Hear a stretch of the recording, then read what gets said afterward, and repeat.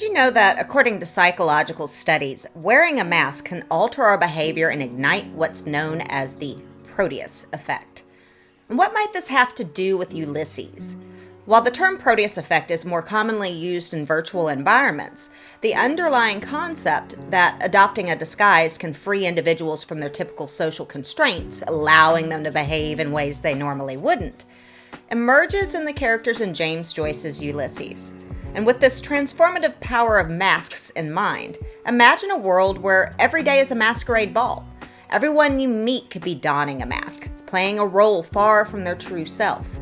It sounds like a scene from a novel. Well, for the characters in Ulysses, this is not so far from their reality. In Ulysses, masquerade is more than a plot device. It's a lens through which we view identity and social roles.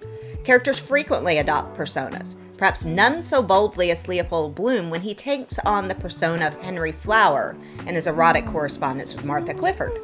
But why? What does Joyce reveal to us through these acts of deception?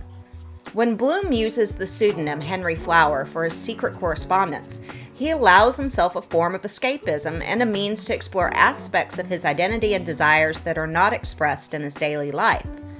The Henry Flower persona allows Bloom to explore a more adventurous, perhaps more liberated side of himself. It's a form of psychological masquerade where Bloom, while physically moving through Dublin as Leopold Bloom, navigates the city's streets intertwined with the escapades and emotional landscapes of his secret identity. However, it's worth noting that the extent to which Bloom embraces this persona outside of his correspondence is subtly portrayed and open to interpretation. Although not quite as extravagant as Bloom, Stephen Dedalus also occupies multiple roles. This is most evident when he states, "I will not serve that in which I no longer believe, whether I call it myself my home, my fatherland, or my church." And at this moment, Dedalus asserts his individuality and stands against the norms and expectations he feels bound by. While not a masquerade in the traditional sense, Dedalus's rejection of imposed identities and his pursuit of personal truth reflect the novel's exploration of the fluidity of self and identity. And why does Joyce employ this continuous theme of identity and masquerade? It could be a commentary on the facades we wear, or a broader reflection on the individual's search for authenticity in a changing world.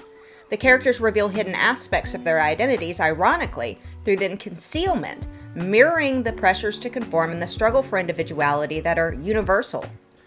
Scholars have long debated Joyce's intentions, with some viewing the novel's layers of identity as a critique of the idea of a fixed self.